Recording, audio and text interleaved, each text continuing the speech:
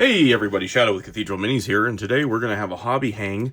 I'm working on my Nippon-themed Empire army, but I also wanted to take a minute to talk about what's basically Old World 1.5 that dropped this morning. I'm not as quick as some people, but I wanted to get out there and kind of talk to people about some of the changes I've looked through, and some of the ones that are big. And so I've got the fact pulled up here as I'm painting. I'll kind of glance over. I might just do a little more talking today than I do painting, just because I have to kind of look to the right here. But yeah, so first off, let's talk about magical vortexes. One of the big magical vortexes was nerfed. I do believe that was one of the fire spells, but I'm not looking at the spells in particular. I'm more looking at... let's talk about the fact that we can dispel to vortexes now. That is amazing. Scott and I play a lot of games, and I'll sit here and tell you one of Scott's favorite tactics is to throw vortexes out, but keep the wizards in the rear, and it makes it really hard to get that range to get those vortexes dispelled. Now, being able to dispel straight to the vortex itself, or the wizard if they're casting another, any other kind of spell, I think that's pretty fair. That's going to be an awesome change in my book. It just kind of creates a little bit less of a standoff distance. It makes you have to get up there and fight or get closer to your opponent. The other thing that is big for me is wizards can now not dispel if they're actively involved in combat. So, excuse me, let me rephrase that. They can dispel spells that are affecting that combat, but they can't dispel spells that are outside of that combat. And that, to me, is huge. Often when we look at the games that we've played, and that's the only experience, I can only go off my experience, but there's often times when a wizard, he's right in the middle of a challenge or whatever you may have, and then all of a sudden he's like dispelling a spell halfway across the battlefield. That's done. So that's pretty good. Something interesting to talk about there. And I'm not going to sit here and drag out the content because I don't know how long you guys want to watch me paint. So let's get on to the next thing. From Magic, we're going to go into close combat. Now, I'll read the rule exactly as it sounds. Page 145, the fighting rank. Says, change the entry as followed. When two opposing units are engaged in combat, any row of models, be it rank or file, in which one or more is in base contact with the enemy in a fighting rank, any model that is within a fighting rank and within a number of inches equal to its movement of the enemy unit can fight. This represents models closing in upon the foe. So, what they're saying is, Linehammer has been slightly nerfed. You can have your line of troops, but if you have, let's say, dwarf warriors, and they're stretched, I don't know why you would do this, but you have a 20-man unit, and they're stretched out one line in this long conga line, right? Only the ones on past your base-to-base contact, with 3 inches on each side. So you'd have 3-inch overhang that can reach in and kind of strike at the enemy. But you're not going to get the entire line somehow magically swinging deep into this combat. That's kind of cool. There's been a ton of changes to infantry. I think the biggest one that I'm going to talk about is parry is back.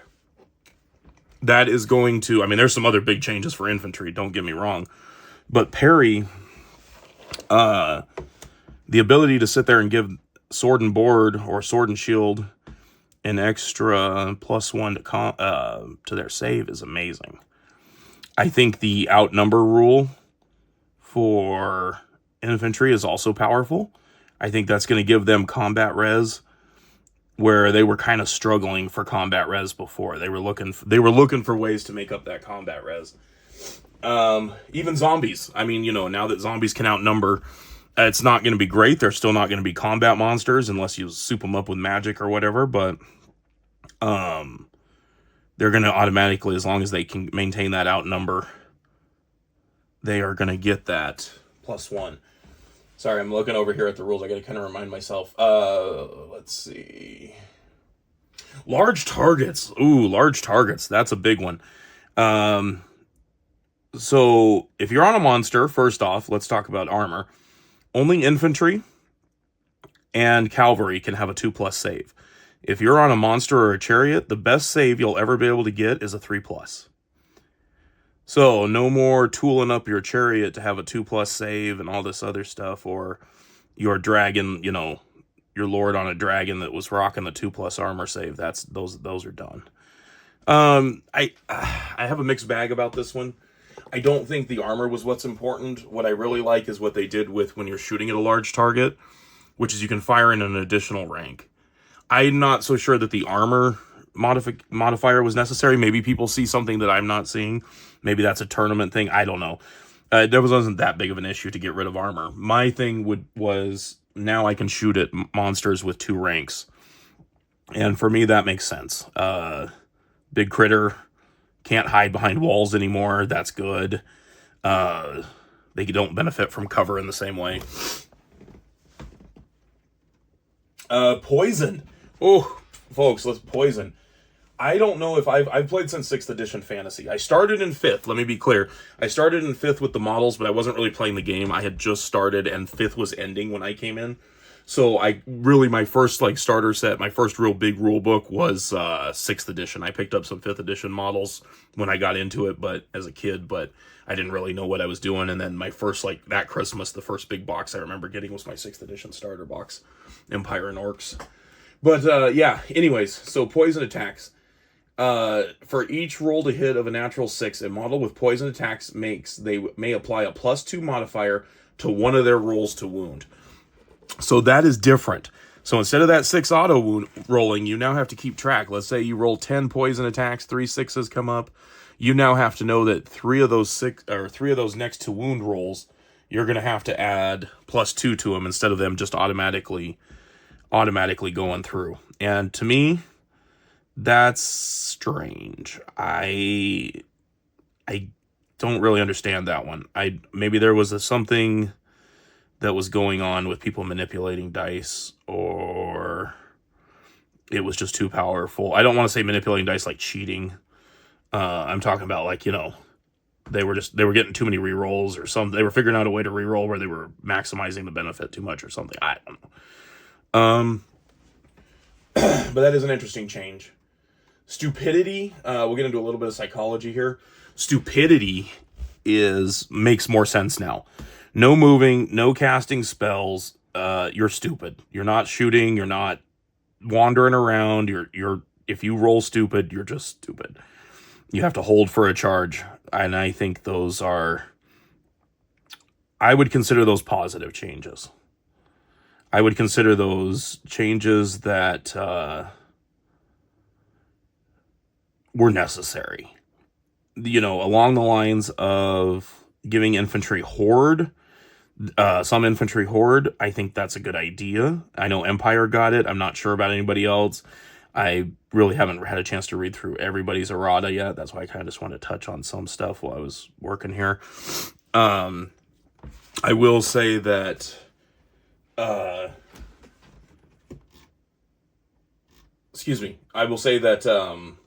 changing infantry to have horde and giving them the +1 combat res for outnumbering were much needed. Sword and board, helping support, giving them the extra armor save, supporting attacks, all that stuff. All these little changes that have come in were designed to make infantry more viable. And I'm sorry, but infantry were struggling. There was not a single infantry unit that I can think of that had a severe advantage over its contemporaries on horseback or whatever you have. So yeah, that's positive stuff. At least Games Workshop's listening. They're taking us seriously when we say, hey, there's some issues here. And yeah, we'll get into some weird ones. I'm going to cover some stuff that is just random that showed up on the main book, just to kind of go over it and give people a heads up. If I'm missing stuff particular to your army, please know that 1.5 is free for download on Games Workshop's website. I just wanted to kind of give people a heads up about what was out there. So Dead or Fled, change the following third bullet as follows. Each enemy unit that has been reduced to 25% of its starting unit strength or less at the end of the battle, or if its unit strength is equal to its starting wounds, to a 25% of its starting wounds or less at the end of the battle, is worth a number of victory points equal to 50% of its points cost. So that's old school. That's basically saying if you don't completely destroy a unit, there's just a dreg left, you at least get half. So if a guy has 4 or 5 models left and out of a 20-man unit, you're still getting at least 50% of that. There's the big one, Pillar of Fire. It is now, whilst the in play, the template is treated as difficult terrain. The template now scatters d6 inches during every starter turn subphase. Any enemy unit that moves through the template suffers, the d3 plus 3 strength 3 with AP2. So now it's random move. No more deciding which way it's going. Arcane Urgencies changed. The spell casting value went up to 9. Curse of Cowardly Flight, casting value went to 8. A bunch of other spells. I'm not going to go through them all. I will touch on the Ruby Ring of Ruin. No more 25-point Ruby Ring of Ruin. That has gone up to 35 with a balanced power level of 1. So they've nerfed that just a little bit.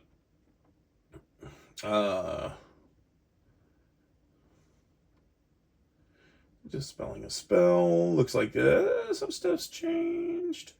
They have you dividing for wizardry levels. That's probably to do with they've nerfed level 4s and 2s to make them a little bit more on par with 2s as far as casting ability. Wizards were super powerful. Yeah. So I don't want to read through all of this just because I want you guys to be able to do that on your own. And sitting here listening to me talk while I hold this one model is probably pretty boring. So let's get into the Forces of Fantasy. So the dwarves saw some changes, but mostly to the Anvil of Doom. Hammers now got the Gromwell armor. That's pretty cool. As I'm painting these Nippon soldiers up to Proxian as my almost said Cathay, but that's not what they're going to be, as my Empire. The good news for them is generals of the Empire have gone to leadership 10, captains to 9. Empire state troops, as we just talked about before, are moving to Horde, and great swords along with their champion have gone up to strength 4, so that's great. Looks like there's some great Bretonnians. So, sorry, Bretonnian players, love it or hate it. Scott is a Bretonnian player, but he hated this rule. Pegasus Knights have not only gone up in points, from what I can tell, but they have also lost Lance formation in their special rules. So, there's a +1 to combat res that you won't be seeing. Burning Gaze, interestingly, that's listed in here, and that's changed the spell's casting value to 9. Looks like some Wood Elf. Arcane Journal, Empire of Man, the Tudichin Guard, delete the Guardians of the Temple from their list of special rules. High Elf Realms, the Ring of Fury changes, Warriors of the Wilderness. There's a lot of good stuff in here. Like I said, I don't want to give out too much. It's free for download. I just kind of wanted people to get a heads up and to do some coverage of the topic and kind of the things that I saw that were going to be most beneficial to me and to the player, to Scott that I play with. The other change that's coming now that I'm into Ravening Hordes, Chaos Knights finally have countercharge. Why and they didn't have countercharge before? I don't know. I don't know why they didn't have countercharge. Chaos Dragons had to add Impetuous. I am confused on that one. I'm not sure why, other than maybe there's, I'm sure they have a lore-ish reason to do it. Or there was a rules reason, but they've never been Impetuous or anything similar in the previous editions to my memory. So if I'm wrong about that, correct me. But yeah. Diabolic Splendor now only affects models whose troop type is infantry or cavalry. Looks like here's some changes randomly mixed into the chaos stuff from Tomb Kings. I think they messed up there. Skeleton Chariots changed the points to 41. Vortex of Souls changed the Casket of Skulls can cast to power level of 2. It doesn't really affect me. That'll affect Scott. Yeah, so there's some interesting stuff here. Bray Herds. Here's some more camera. Yeah, they messed up on that one. The Skeleton Chariots should have been under Khemri, not Chaos, but whatever. Black Orc bosses cannot be on chariots in a normal list. I'm sorry. That was one I was hoping for as well. But I even like their response. Can a Black Orc boss take a Black Orc chariot as a mount in an army made using the Orc and Goblin Tribe's Grand Army composition list? The answer, they cannot. With heavy hearts, we must inform everyone who asked that option is only available in armies made using the Nomadic Wa Army of Infamy composition list. So yeah, no Black Orcs riding chariots in your normal Wa. Sorry, not going to happen. Let's see.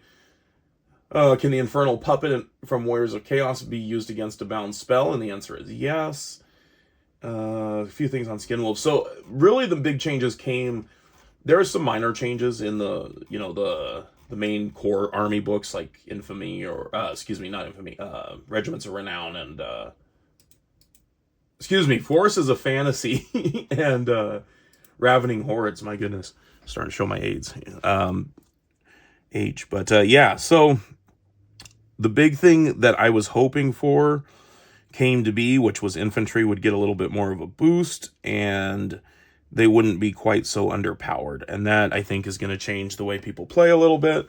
It's going to make things a little bit better in regards to how the game flows. Ward saves. Ooh, here's one. Representing magical protection of some sort, ward saves are made in the same manner as armor saves, by rolling a d6 and comparing the result to the warding value. A ward save's warding value is always given in either the description of the item or spell that grants it, or shown after the name of a special rule. Rules that affect armor values do not affect warding value unless otherwise stated. I wonder what caused them to have to spell that out for people. I don't think we ever had a confusion around that. Let's see. Supporting attacks. Change the entry as follows. Model whose weapon allow them to make a supporting attack can do so if they are in the rank or file directly behind the fighting rank of their unit within a number of inches equal to their movement. So very much what we were talking about with not being able to strike out in this giant line. Change the let's see, charging units. To represent this, models gain a modifier to their initiative characteristic during the combat phase of a turn in which they charge to a maximum of 10. Okay, that seems pretty... We were on par with that. Impact hits now happen before the challenge. That's going to help. That's going to mean that you're not losing your character to impact hits off of something crazy, whether it be a monster that has impact hits or a chariot. Large target. Yeah, do not benefit from partial or full cover. And then impetuous. The other thing that I noticed was when you're using, what is it, is it the Horde rule? I keep mixing these up. Warband, Warband. When you use Warband for your leadership test, no longer does Warband affect restraint or impetuous tests. So you can't pump yourself up to 10 with Skaven and then all of a sudden somehow have this, not be able to do stupid Skaven stuff. That's awesome. Skirmishers now have to have 50% line of sight. Stomp attacks have no initiative. They even go after initiative 1. Meaning that...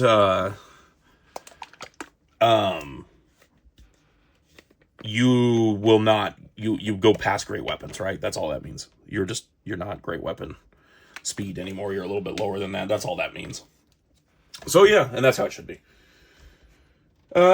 This one, regular infantry rules. Press of battle. This is important. So this one is, in the heat of battle, orderly ranks become a swirling melee, except during a turn in which it charged. The fighting rank or a unit that has this rule and is arrayed in the combat order is not 1 but 2 ranks deep. In other words, models that are directly behind it and in base contact with models in the unit's actual fighting rank are also considered to be within its fighting rank. Just not on the turn you charge. Awesome. Massed infantry. Numbers alone can sometimes overcome the foe. When determining combat results, if one side has a higher unit strength than the other and includes 1 or more units with this rule, the side may claim a combat bonus a bonus of +1 combat result. That's pretty nice. Heavy infantry rules now include press of battle, massed infantry, and parry. So yeah, regular infantry also got that. Weapons of war, enemy shooting. Yeah. So I don't want to get into all of this. Like I said, I kind of wanted to, just kind of get some of the basics out and then talk to you guys about it. So what I would like to see happen moving forward with Old World is... let's get Legends. Come on, guys. What are you guys doing? You have all the molds. You have a new factory. Let's get Legends going. Come on, let's bring them back in. Full books. full supported lines. We don't need new models. You know, like let's take ogres, for example. I just played a battle report with ogres. I'm not asking you guys to do a full new line of ogres, but you have the models. You're already releasing them for other stuff. Let's just go ahead and, you know, get them in there. Skaven, everything else that's kind of making people be like, why is my army not getting any love? With second edition Old World, that's what I hope to see. That's what I hope to see. So anyways, I'm not going to talk folks' ears off. This video is already 20 minutes long. I'm probably going to, I haven't gotten any painting done yet, really. But I wanted to talk to you guys about that. The last thing I'm going to do is, since I was supposed to be working on Nippon on this, and I wanted to talk to you guys about Mosu Black Paint. So this is what I'm using to do their cloth. And if you look at this Lord, and you look at his here, that is Mosu Black Paint as over the undercoat. And then the highlights that I've started here are actually Corvus Black. So that is how dark this black paint is that once you put Corvus Black on it, it starts to really act as a highlight, and that's amazing. So yeah, that's what I'm working on right now. I know that it's not Grand Cathay. I'm sure lots of people are excited about Cathay, and that's great. I'm excited as well. But Nippon had already been kind of on my pipeline long before Cathay had been announced, and I'm just now getting to it. So Cathay is what I'm going to work on. I guess I should edge this guy's base out while I finish up talking to you guys. But yeah, so that's where we're at. I'm pretty excited with where the Old World's at. I should say, not where we're at, but where Old World is at as a community. If you guys have thoughts and comments and questions, or just want to discuss stuff, please let me know. I would love to talk to some of you guys, and just kind of go back and forth about what you guys think are changes you either want to see that didn't get changed, maybe, or changes that you think are too powerful or broken, or just changes that you're happy to see. Let's talk about those too, and what potential you see. I'm already rewriting lists in my head, because now that infantry is more powerful, I'm going to change some things in my lists. So that's going to be awesome. And then that gets me into the last thing, which is I'm going to be doing the battle report tomorrow. So you guys will see Scott and I's very last Old World 1.0 battle report. We did it after his work, so I'm actually going to have to do a voiceover, because both of us were quiet when we were playing this. Everybody was tired. I'll do a voiceover, kind of walk you guys through it. It'll be a short one, about 30 minutes tomorrow. Ogre Kingdoms versus Beastmen. It's a good report. We tried to do our own scenario. We kind of flubbed a few areas, but we're learning and, you know, doing some own stuff. And now that the match play book's out, I'm anxious to get my hands on that and get some of those scenarios and like the baggage train and some of that other stuff that's coming. But yeah, so there you are. Old World 1.5 free for download. If you guys made it this far, I would really appreciate a like and subscribe. We are trying to grow the channel. And yeah, thanks for being here. Thanks for talking over, and happy wargaming. I'm really excited at the direction that Warhammer the Old World is taking, and I hope you are as well. Talk to you guys soon, and we will see you in the next one.